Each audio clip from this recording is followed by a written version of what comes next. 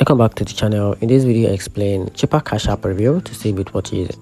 So to get started, in 2025 cheaper cash remained a popular fintech app for free local and international money transfer, especially across Africa countries like Nigerian, Kenyan, Canada and South Africa.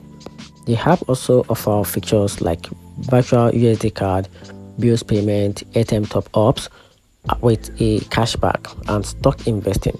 Its simple interface, instant transfer and zero fee structure make it attractive for users who want quick cross-border payment and flexible digital finance tools.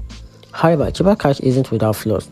Many users report hidden fee on virtual card, high exchange rate, frozen account, and poor customer support. There are also complaints about unexplained deduction and slow response time during issues. And here's one intake about this platform. So Cheaper Cash is worth for fast, low-cost transfer and virtual card access. But be cautious and keep only small balance and always double-check fee to avoid surprises. And that's it. Hope you find the video a little more helpful. If you did, turn on the notification button and subscribe for more reviews. Thanks.